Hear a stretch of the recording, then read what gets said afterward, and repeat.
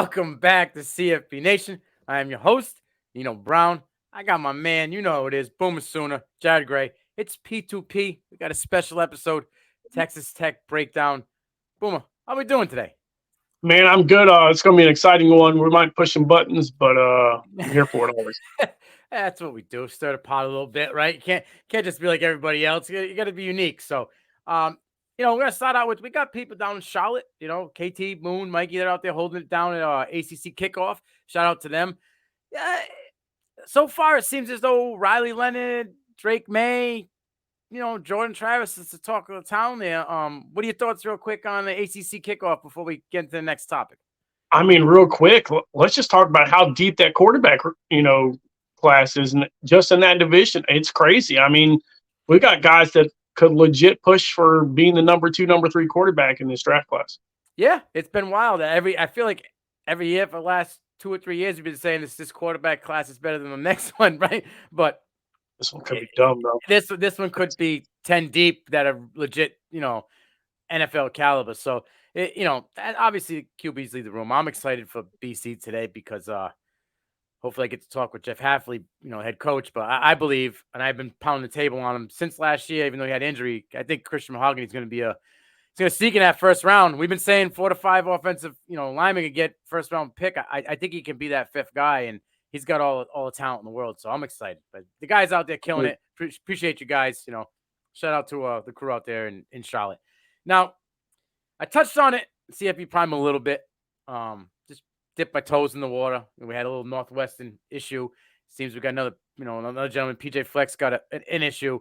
Is this older coaching generation having trouble with what's going on right now? I did a piece with KT about No Country for Old Men, where I feel like you even said it might be a changing of the guard. I feel like the gate's kind of opening for these younger coaches and how the scene is changing. What are your thoughts?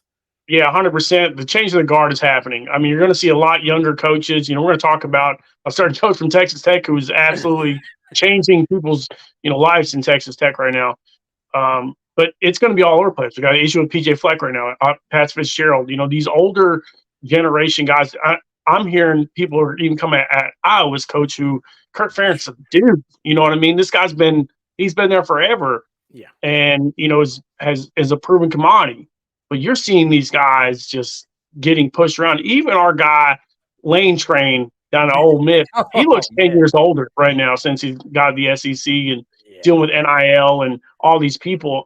I think you're really going to see a lot younger coaches who are used to this NIL stuff and used to the player, coach interaction from the younger group than they were in the older group, including Dabble. By the way, I don't think Dabble's got much longer. Yeah, I've been saying it the same. First of all, Lane looked like he just rolled out of bed. I don't know if that was a hair piece or if he didn't comb his hair or what he got going on, but that looked like Medusa. He had it all going every which way, man. I felt bad. Hey, maybe he just got out of the walk-in closet with some chick or something. Yeah, you never know. He's a wild dude, but he feels like it seems like he's feeling a little bit of the SEC pressure and looking stress. older. Nick Saban's older. There's a lot of guys. I've been saying guys like, new guy OC, his chance is coming. Garrett Riley, right? We got Lincoln Riley, who's been doing well. There's a lot of, look at TCU's coach, right? Like he's kind of in the middle of the younger, older generation. Sonny Dykes. There's a lot of them. Yeah. Joey McGuire, we're going to speak about him. I think these young guys are starting. I think they're a little bit more relatable. Right, and that's the thing. You want to talk about youth. You got the guy in Nebraska who's going to be the QB's coach. I mean, Garrett, his first name. He's fresh. He's a baby. He's like 23 years old, right? Like he was just there a few years ago. So yeah, and then you got a guy like DeMarco Murray at Oklahoma, who's player coach. At this point, he's real relatable. They can trust him. He's recruiting very well. I do not see him being as a running back coach at Oklahoma too much longer because he's just too relatable to the players. I mean, he's going to be one of those guys that he's just going to move up. Watch out. So isn't that like Ken Norton, right? He was kind of in the same thing, right? He started out low and then now he's kind of creeping his way up the ladder here. Yeah, I'm with it. I just think this younger generation is driving the bus, and these guys are kind of in the back getting that ticket punch. It's kind of going to be the end of the ride for them. And There's players getting paid more than coaches right now.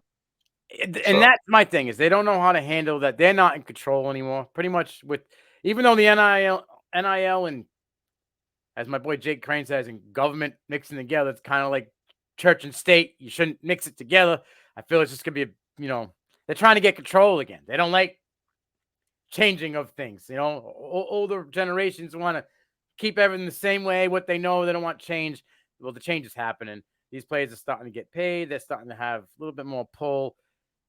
They don't like what they got at the team. They get promised something that doesn't happen. They could just boot. See you later. I'm gone. I'm going to another team. So they don't want to deal with it. But we got a team that I think has been doing all the right things in the last 2 seasons. And I think it's going to be a culmination this year and next year of everything that Joey McGuire has been doing with the Texas Tech Red Raiders.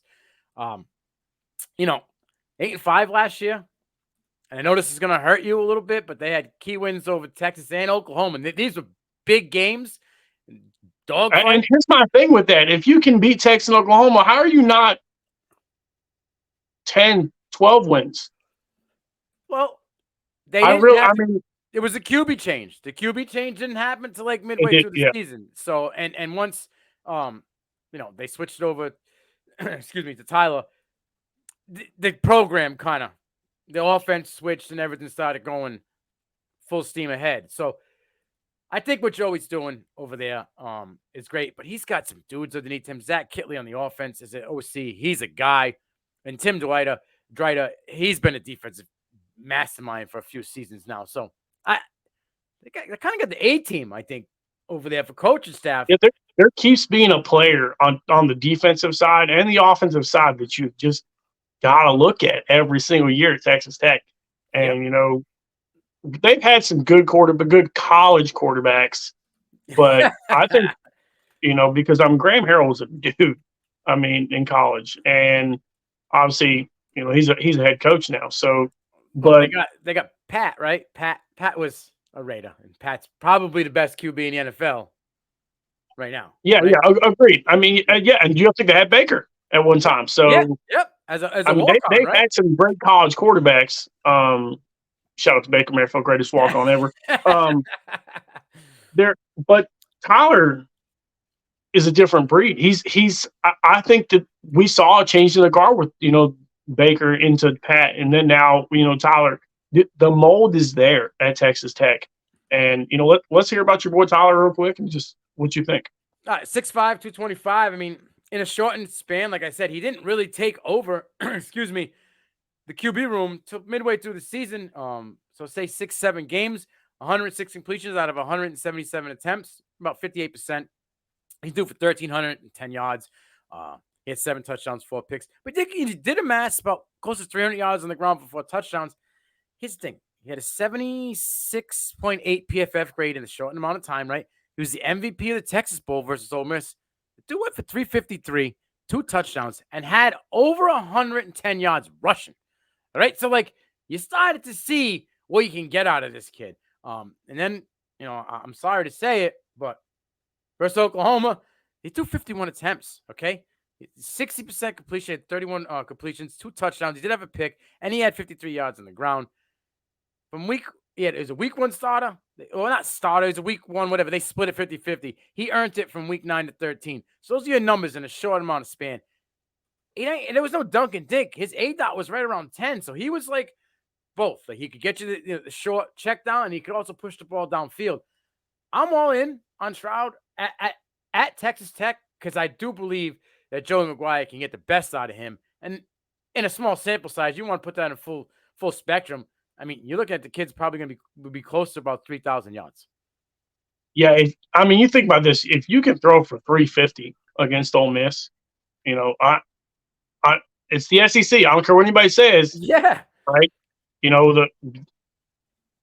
This is where I'm going to go back to Oklahoma and Texas going to do whatever they're not going to be pushed around in the SEC because you've watched, really good quarterbacks play really well, and Shough balled out. In that bowl game. Obviously, it's a Texas Bowl. You can't really call it a home game because Lubbock is on the other side, bro. Like, so I mean, it was a fun one. It was a fun one to watch. Ole Miss wasn't trying to let down in it. Texas Tech again lost quite a few players after that, but I'm kind of with you. I think this quarterback is going to have a 3,000 to 4,000 yard season, and I see 30 touchdowns easily. So I will tell you, I think that Shough is in the conversation. I'll get to the awards in a second. We'll get there at the end. All right. I was gonna say, if you're gonna throw a Big 12 Player of the Year, watch out. That could get spicy. I might go a little higher than that. Oh boy. But like, hey, now what if he amasses 600 yards on the ground and gets like 9 touchdowns? Now you got to put him in a whole different bracket, right? Like he's got to be up there where I think you're going with those numbers, right? You're getting 3,000 yards, 30 touchdowns, and close to 500-600 yards on the ground with your legs. By week 5, I'll just say it now. By week 5, he'll be on the Davey O'Brien watch list. Oh my, I love it. Clip it. We're going to clip that. Run it back, my friends. Now let's talk about this RB room. We spoke a little bit in the green room, right? I think Taj is going to be the guy, but killer Camden, killer Camden. I think he's going to be pushing for a little bit of time. All right, he's got. Yeah, bro. This the running back is your thing. Hey, here's things. I love Cameron Valdez, right? I mean, size, speed. Really one of those guys that I can see push the envelope. The reason I like Taj is, I mean, he's a bowling ball, 230 pounds. Yeah. I mean, who really wants to use a linebacker playing, running back, and nobody's really going to want in on that. And it's going to be a lot because of how they run their offense and how they spread out a little bit. He's going to get some open field with some safeties, and they are not going to love this. Is it crazy for me to say he's giving me a little bit of Natron Means type vibes? Like, I like this. I mean, I'm here for it. He honestly reminds me a lot of a guy that just graduated Texas Tech. Sir Roderick. Yeah, and he it's interesting because we were stoked about him coming to the Senior Bowl. He had a great day one there. I don't think people understand how good of a player he really can be. He just, didn't have his moment. The 373 yards after contact is what's up. I mean, I'm here for it. 24.5% breakaway percentage. Your PFF offensive grade, you had a 77.4. Your rush grade, 83.9. You even got Sir Roderick Thompson in your notes. Yep. And I appreciate that because he reminds me a lot of him in the aspect that he is a bowling ball, but your boy Cameron is just a different breed too. He just catches everything. He's got great hands. He breaks the 200-pound thing. I would love to see what his 40 time is because I kind of get Tajay Spear vibes. So, and if we can get that type of play out of him, watch out. I mean, Valdez he only had 18 attempts for 169 yards, right? But that's a 9.4 yards per carry. That 74.3 breakaway percentage, though. Like, and then he had 92 out of a total 169 yards after contact. Like, there was just a small sample size that we got, but that made me want more, right? Because the dude doesn't go down easy, right? And you got two gentlemen that I think could give you the thunder and lightning combination for the Red Raiders in that backfield. Let's talk wide receivers. They haven't had that for a while, so it'd be cool. Yeah, it's been a one-man train for most of the time with Red Raiders in the running back department. Let's talk wide receivers. There's one gentleman that our guy KT has been literally pounding the table, I can say, before anybody else has, and that's Jerand Bradley. He's KT loves him. Says he's this breakout candidate of the year. 6'5", 215. He had 51 receptions, 744 yards, 6 touchdowns on 70 targets, 232 yards after catch. He had 5 contested catches. He lined out wide most of the time, 343 snaps out of 32 snaps in the slot, right? But 13.8 A-dot, right? So he's getting targeted downfield big time. And he became the 6th Red Raider freshman since 1972 to lead the team in receiving yards. He's in a group of people like Michael Crabtree, Eric Yukazama. Like, those dudes are not no joke. Like, I know people don't really know too much Yukazama, but he was 2nd in the league when he went to the NFL in yards after catch. Like, this dude, when he got the ball, just made it work. So to be a freshman and join a group of people like that, absolutely insane. I think the sky's the limit for Bradley. What are your thoughts on him? Yeah, I'm a huge Jerand Bradley fan because I mean, you can't coach size, and he's 6'5". Right. So, and he's a major grab for them. And I don't know how you can have a guy who's 6'5" under the radar, but it happened. And comes out, balls out, really plays well with 2 different quarterbacks, and now he's going to have chemistry with Tyler. It's just going to be better and better. Really stoked about what he's going to do. As much as I love McCray, who had 70 receptions last year, and then you've got Miles Price, who's more of like the Jaheim Grant. A lot of people might not remember Grant being at Texas Tech, but he's a problem. Like, legit was a problem. But he's still 5'10", 180 pounds. He's got some weight he can gain. I would love to see. I get Quentin Johnson vibes. We talk about Crabtree and stuff like that, but I get Quentin Johnson vibes from your boy Bradley. So, well, listen, that's right. He's the dude. He's going to be in 2 years. This might be his last year, in the aspect that people are not going to know who he is, because he's going to be on a Blitnikoff watch list. Yeah, because I really think Shough is going to be on W. O'Brien watch list. Yeah, I'm with you 100%. Like, the kid just breaks out, and we talked about that Ole Miss game, right? But in that Ole Miss game, it was him and Shough. 8 catches for 88 yards in that game. I mean, that's 11 yards per catch. That means he's getting peppered. Shough loved him. I think he had 12 targets in that game. So it's like, I mean, there ain't too many people that's going to guard him in the league height wise anyway. Because corners, I know some teams are wanting to go to a bigger corner because of players like this. Yes. I know OU's doing it because they've been pushed around for 15 years at the corner position. When you're watching 6'5" receivers like just mossing everybody, and they ain't even jumping. So it's until the league takes over and gets big, tall, fast corners, this dude's going to eat. Yeah. I mean, and I think the addition you mentioned quickly, Dre McCrary coming over from Austin P, who had 1,000 yards, right? 82.5% PFF grade on 114 targets. This guy had 614 yards after the catch. I mean, good luck trying to stop this guy. You get him in open space and forget about it. So I think a guy like that's going to spread it, right? Who can line up inside and out, because they get 200 snaps wide, 150 snaps in the slot. Like, you could put him anywhere. He's like an Elijah Moore. You can line him up anywhere on the field. It doesn't really matter. I love that comp right there. I absolutely love it. Like, it just screams to me that Elijah Moore, because like what I'm hearing and what we saw at Ole Miss and everything, he can line up anywhere. And now Cleveland is seeing that this dude is positionless. So I think McCreary can be positionless for Texas Tech. And then you got, Miles Price, who ate up in the slot last year. So I love it. Messing around, man. They went and got, JJ Sparksman, 6'4" kid too. I mean, they got size and speed. That wide receiver group is going to be a problem to deal with. So, and they're probably going under the radar.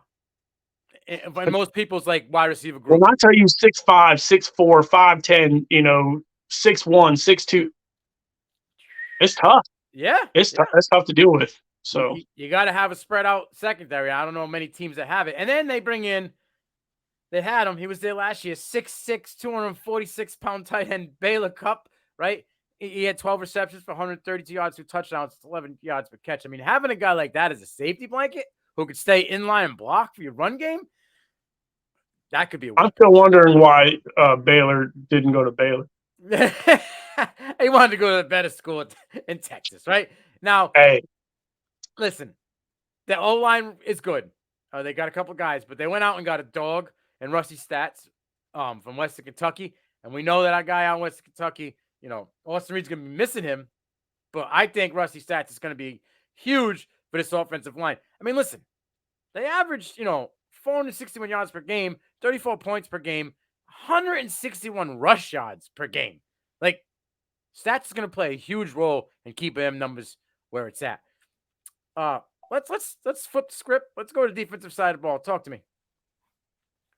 Yeah, so outside linebacker, 255, Steve Linton.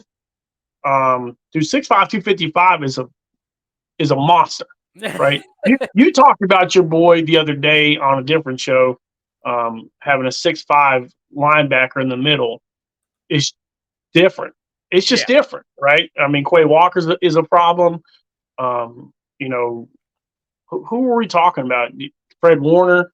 I mean, these dudes that are huge, right? And as big as they are, putting those guys in the middle are just a problem in general. They haven't had a guy since Jordan Brooks at linebacker that is really like doing whatever. And I understand he's an outside linebacker, and that's popped. With Tyree leaving, this guy can really do whatever they want him to do. And I think that he's more, he could be as much of a rush guy as he is a cover guy. But he had 11 solo tackles, 22 tackles, 6 tackles for loss, 3.5 sacks. He will double every single one of those numbers. And that's saying something because I understand doubling 11 solo tackles at defensive end is a thing. But when Tyree's gone, and we're talking about a guy who legit could have been a top 5 draft pick in Tyree Wilson, this guy's just going to continue to eat. And I think 9 sacks is a high possibility there. Go ahead. I was gonna say you like Linton on the outside. I'm gonna go with the star guy. You know what I mean? I feel that CJ Bakersfield is going to be the stud. Now they're both transfers, right? Linton came from Syracuse. Bakersfield's coming from San Diego State, but 6'2", 200 pounds. I mean, he only played 8 games, 7 starts. He had 36 tackles, 20 solo, 3 pass breakups, and 1.5 tackles for loss. And everything coming out of spring is that Bakersfield is electric, and he's leading that that linebacker department. The guy who plays the star, plays all them like crazy, Mike positions, whatever it may be, on all these different teams. It changes. I know OU's got a different, name for it, right? Yeah, and there's like, I don't know, it's probably like 25 different combinations of what they call it. I think this kid's gonna just take off, right? Listen, I agree with you. I really like it, but I'm so glad you let me get to talk about players who change positions because I don't know. I'd be looking for him. I'm like, this guy changed from quarterback to here, wide receiver to here, But when I get to see a quarterback change position, and you get one that has done that, you get to be from the captain of the offense to the captain of the defense, the middle linebacker, Jacob Rodriguez, former 3-star quarterback, 6'2", 205 pounds, 29 tackles, 17 solo tackles, middle linebacker, going to be the guy now. I just love seeing quarterbacks change positions because you understand, like, this might not be for you, and the quarterback is one of the toughest positions in football. So when you get to be the guy somewhere else, we watched a guy go from wide receiver to corner to linebacker and drafted recently in Deion Henley, and after he transferred from Nevada to Washington State, right? I'm here for it. I'm 100% here for a player changing. Lane Johnson, going from quarterback to tight end to offensive lineman and one of the best offensive linemen in football in the NFL. So 100% love the change for him. Realize that, hey, I'd rather go punch somebody in the mouth than get hit myself. So I'm here for that 100%. Yeah, I love it. I think it's good stuff. Now let's talk these defensive tackles. Miles Cole, 6'6", 266 in 13 games, 12 tackles, 8 solo tackles, 2.5 tackles for loss. But this guy, defensive tackle, Tony Bradford Jr., right? 6'1", 290. 13 games, he had 32 tackles, 22 solo, 9 tackles for loss, and 5.5 sacks. Boom. That's doing work, bro. Dude, when you talk about a bowling ball, 6'1", 290. Bro. Like, how do you handle somebody that's 300 pounds at 6'1"? Yeah, just you know what I mean? Because you got to cut a lot. We got some big offensive linemen, 6'5", 4, 6'9". We've seen some tall ones. the fact you have to go down for these guys, and that's what made, Aaron Donald's a problem. He's 6 foot, 300 pounds. But I mean, if you have good hands, which he does, Bradford Yeah. has phenomenal hands, and that's what makes him so good. You can see, 12 sacks from Yeah. the interior, and that's what really gives me, those vibes. Like, man, you'd be hoping for a guy to have the hand movements you do, the size, the speed on the interior. It just doesn't happen very much. So Bradford is a guy to watch this year, 100%. I'm excited for Texas Tech in this one. Yeah, he's a 3-point stance king. Like that's his thing. Put the hand down in the dirt and get jiggy. So I love it. We're gonna go into the secondary. There's 2 guys in the secondary I am all about. You know how I am. This is my group, and one of them is a freshman. One of them's a transfer. Brendan Jordan's a freshman. He's coming in. Okay, coming out of Mansfield High School out of Texas. You probably know a little bit about that school. It's close to you. Kid had 141 total tackles, 101 solo, and 6 tackles for loss in the safety position, right? He's a physical tone setter, and he is that dude that you always watch him, you're going, wow. Like, he just ear shots, take your breath away, not jaw the ball loose with a big hit. This is what he does, and he's coming in as a freshman. He's probably going to start. And then the guy coming over from NC State, as I did my research and what I'm hearing, they're thinking this kid's got NFL caliber stuff, right? Coming over from NC State, that's Malik Dunlap, 6'3", 215, 35 tackles, 27 solo. He had a half tackle for loss and a pick. He had 12 pass breakups, okay? 6'3", with great ball skills. He's got size and ability to get, talking about how he can be in the NFL in 23, 24. He can keep up with receivers, but he's not afraid to just go out. He'll go after the ball. It doesn't necessarily have to be like get the wow pick. He's content with just knocking the ball down and letting you know you ain't catching one on him. You know what I mean? He doesn't have to be flashy. He's not more like more of a Witherspoon than he is a Forbes in my eyes. You know what I'm saying? What are your thoughts on him? I actually like Morris Claiborne. Okay. Yeah. I think he's the dude. I'm a little surprised that he transferred from NC State to Texas Tech. I mean, I don't know about you guys, but it's really windy down in Lubbock, and right, maybe this helps your pass breakups become interceptions, because to throw in Texas is a different breed. Like, you have to have an elite arm strength, and the good thing is Texas Tech has one of those guys, but a lot of people don't remember Claiborne at LSU, and but they might remember it with the Cowboys. I'm telling you, a healthy, aspect of him. Watch out, Dunlap could be a guy, man. I'm with you. He's going to be. I think he's drafting the first 3 rounds when he decides to go, and this is one of my favorite transfers in the portal, not just for Texas Tech, but for the entire NCAA. So. I mean, and they've had guys come out of their secondary that have gone to the NFL. I think recently, or my past few years, it's Marquise Waters, I believe it was, right? It was one of them. And then the other gentleman, I'm trying to think off the top, Fry, right? Adrian Fry was the other DB that they've had going. I don't know if they got drafted late or they were UDFAs, but I do know they made it to the show. So he's got all the talent in the world, I think, in my eyes. Let's move on to a couple other gentlemen that we got in there before we hit the recruiting department, because they got some dudes. Another DB on the other side would be Rashad Williams, 6'3", 195 pounds. Another guy that close to 40 tackles, almost 30 solo. Yeah, tackle for loss, pick, and then another 7 pass breakups. So between Dunlap and Williams, you're looking at 20 pass breakups. Good luck testing these guys this year in the Big 12. It ain't going to be easy, all right? No. And you're winning a bring up. You got Tyler Damerson, who had 5 breakups and 2 interceptions, right? So, or 1 interception and a sack. So, 54 solo tackles, 22%. Missed tackle rate out of Owens. I mean, they might. I mean, and that's with Pearson gone. Pearson was the guy, at safety. So, I'm just glad he's in Oklahoma after that hit he put on our quarterback, on Dylan, in the game. So Texas Tech, defensive back wise, defensive line wise, kind of a below average linebacker group overall, but I think we're going to see a team that's just as strong defensively that Texas Tech has maybe ever had. Mm-hmm. And that's kind of saying something because they've had some guys, you know what I mean? They've had some Oh really yeah. good teams. Um, it's going to be a fun one to watch, that defense gel because iron sharpens iron, and their offense is really solid. But that man, they've got really tall defensive backs with really good pass breakup ability. So they're like you said, you love the DB core. And dude, let's talk about the recruiting. It's stout. 2 years in a row, right? I mean, last year, well, I say last year, it's this year's class, 2023. They were 36. And then in 2024, they creep back up. They're a couple spots higher at 31 overall ranking.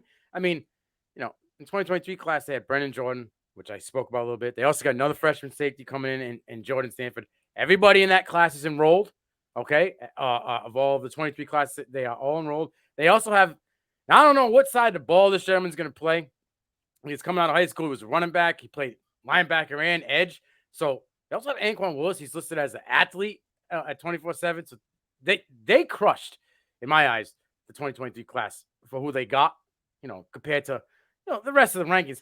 And then we look at 2024, and they got 5 4-star commits. The major one to me is Will Hammond, okay, because he just grabbed the 4-star. He probably, there's a good chance he could get the 5th star, right? Because the kid deserves it. He's crept up in the Elite 11s. He was just dominating since, he's been put on that list. They got Cheddar O'Philly, a 4-star edge, 6'4", 215. I know that's a guy that you really like. So talk to me about Hammond and Cheddar, because I'm a big Hammond guy. I don't know how big of a guy you are on him, but I think he's a stud. Yeah, so he's 4-star. He's just under 6'2", 6'1.5". In the state, Texas is huge, so let's just get that out of the way. So he's top 40, or in some aspects, he's top 40 in the state, quarterback wise. For me, it's a feel. 6'3.5", 215 pounds. I think he's going to put on a lot of weight, to be honest with you. I think he puts on 15, 20 pounds, no problem. Position ranking, he's number 9. He's their highest recruit. I really like the kid. I think that he's going to be a problem. It's going to be. It's fun to see guys that, especially what McGuire's doing in the recruiting aspect so far. We got Ellis Davis, who's 6'7", 275, 6'7", homie. This is, and he got some growing to do. He's probably going to be 315 when they were done with him. So he's a lean 6'7". He's 275. And he looks lean, so he's got to get some weight put on him. Watch out. I know we haven't really talked about it, right? Peyton Morgan from Pflugerville, Texas.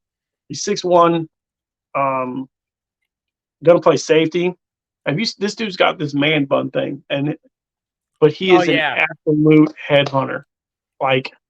I'm here for the defense. You know this. I love the defensive side of the football, and Pflugerville always has a factory of football players. So, shout out to Texas Tech, dude. This recruiting class is getting better and better and better, and it can only, put on their coaches and staff. So, I like he's a 3-star. He's coming out of Beckfield, Texas. Any running back coming out of Texas, I got my eye on. But that's Jacoby Williams, right? He had offers from Baylor, Houston, UTSA. Ended up, committing to Texas Tech. But I think this kid at 5'9", 180. I think in a year or two, this could be the guy that's leading that backfield, and people aren't even really talking about it. Yeah, I like him too. He's got, you look at guys who are athletes, and I know this is weird, but jawline. If you got just like this cut jawline, look like you eat metal for a living, and that's the type of dude he looks. I'm not going to be. He's going to be eating cereal all day long. I can't wait to get an interview with him because he might not eat Cinnamon Toast Crunch. He might be a grape nut guy with you know what I mean? So yeah, and they added Oliver Miles as well, another running back out of Texas from El Campo, Texas, El Campo High School. He's a 3-star, 6'1", 175. He's going to need to put some weight on, but I think that running back room's got some promise in the near future. Let's talk schedule before we run down what our record's going to be and what we think some awards are going to be. They start out September 1 against on the road against Wyoming. That's a dub, correct? 100%.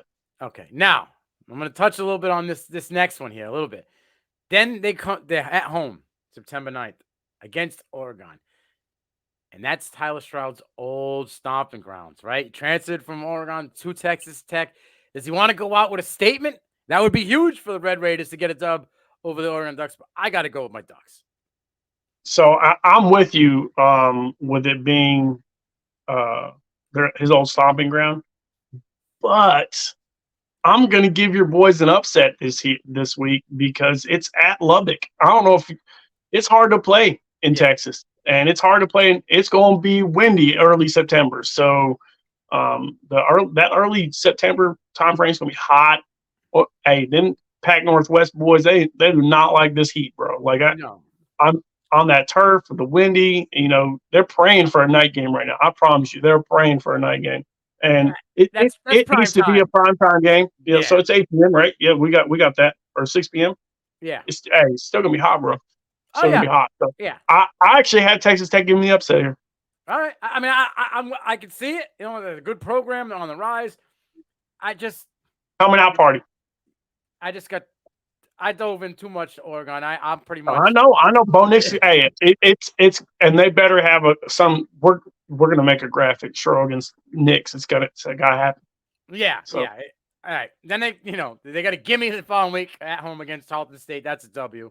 So I'm gonna keep rolling with your record 3-0 so far. They're on the road against West Virginia. That's a dub in my eyes. It's one of the toughest places to play in college football, though. Still, I just think the talent level in Texas Tech is with you. Superior to West Virginia at the moment. Pat White, Steve Slayton, them guys ain't coming through the door anytime soon. You know what I mean? Then they're at home again in Lubbock against Houston. It's going to be a good game. I think the Red Raiders take that one. Now, out of the next games that aren't big names, I think this one could be, a game where they have trouble. They're going on the road to Baylor, October 7th. I think this is a game where they could have a little bit of – could be closer than they expected.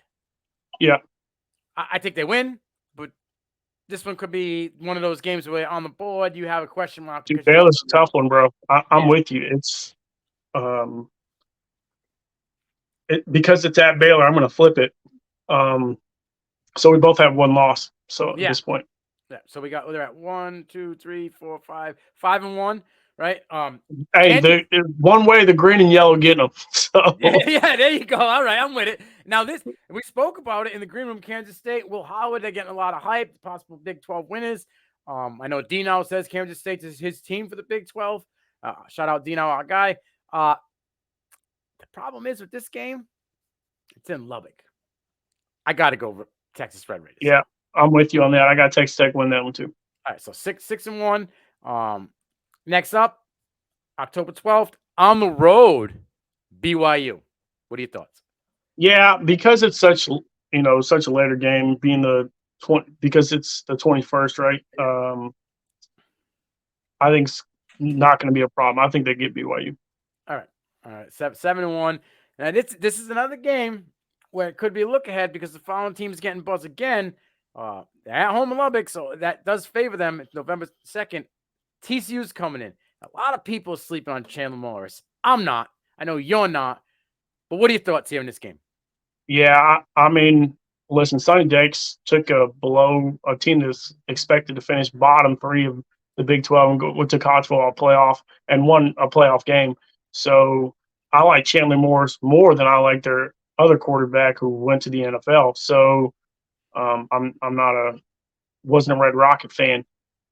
This is gonna be a tough one. I think TCU gets them. I'm with you. I didn't think you were gonna be on the same page with me with this one, but I think Sonny Dykes. Listen, I'm all in on Joey McGuire, but I think Sonny Dykes is what he's done in a short amount of time there. I'll be honest with you. I'm rooting for Texas Tech in this game, though. So, okay, I can understand. I get what you're saying. So we're gonna throw the L out there. So that's what. Let me see here. 1, 2, 3, 4, 5, 5-1, 6-1, 7-1, 8, 7-2. Then you got the game on the road in Kansas at November 11th. This is gonna be a dogfight. I think Devin Neal. If Jerand Daniels is healthy, I'm gonna go with Kansas because it's in Kansas. The thing is, it's later in the year, and Daniels likes. And that's what I'm worried about, the healthy. Like I don't know which. You know what I mean? If I'm going to get the guy that's going to play in the game and going to play, because I think they got railroaded against Arkansas, Kansas did during the bowl game. So they're coming for blood. Watch out. Kansas is going to be a tough one this year. Yeah, I'm going to go with a loss there. I'm going to take that one as a loss. So that they'll be at. I'm with you too. I got 7-2. That back home the following week, November 18th against UCF. I'm a huge John Rhymes Plumlee guy. I just think he's a dude. Like what we saw at the media days, he's singing Miley Cyrus with his boys and stuff. Like he's just a guy. And the fact that he played baseball, played 7 innings or 6 innings, ran out the dugout, changed uniforms, and went out there for practice with the football team all in one day. He's just a pure athlete. This kid's motor is off the charts. But I don't think that motor is going to be enough to take on Texas Tech. So give me Texas Tech in that game. Yeah, I think Central Florida's got a problem coming to the Big 12. I think that late in the season, I think it's going to be hearing some injuries pile up, and I got Texas Tech win that too. And then obviously it's the big boy, and this is for all the marbles here, right? I've been an avid fan of saying that I think Texas is going to the Natty this year. I know you're not a fan of that. It's always horns down for you. I don't backtrack. You know me. When I plant the flag, I'm in all the way. I've been saying Texas, LSU, and the Natty. I got Texas Longhorns in this one. Yeah, actually, I'm with you on this one. I just, it's going to depend on – it's weird how this always works out, though. There's a team that's going to be undefeated, and they're going to do it late in the game. They don't have to worry about Oklahoma this year. So they can focus on this game, though, and that's going to make an interesting one. But because I think Texas will try to make sure that they don't be 10-1 and going into this game, I think Texas wins this game, and then you're going to see a rematch with Texas and Oklahoma in the Big 12 championship. And then we all know what your theory is with that. It's hard to beat a team twice back to back, right? So then you're trying to tell me you got Texas Tech win the Big 12? No, Texas Tech. No, I got Oklahoma win the Big 12.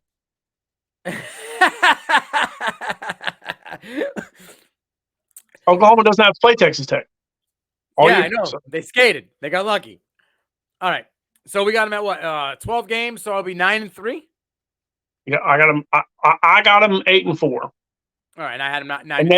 And then I have them win play a bowl game and being 9-4. I think you have win a bowl game getting 10 wins. It's been a while since I won 10 wins. So I will tell you this right now: if this was next year, when it goes to 12 teams, Texas Tech is going to the college football playoff. I'm with you. Yeah. I think they would make it this year. I think next year, it all is going to depend on who the QB is, because I do believe Tyler's going to the NFL. Who are these awards? Who are the guys that you like? Obviously, you said Tyler, Davey O'Brien. Yeah, I got Tyler in my Davey O'Brien watch list. I've got your boy, the wide receiver, on the Blitnikoff watch list. Yeah. And I think that because they're going to have such big banner years and throw 3,000-4,000 yards, and he has 1,000-yard receiving, he's going to be in the conversation for the Blitnikoff. I don't have anybody on the defense that's going to light it up and get there. As much as I do like Dunlap, he could be on the Thorpe watch list. So I'll give you that. I was just going to say I was going to put Dunlap on the Jim Thorpe list. I think he could be a guy to watch for.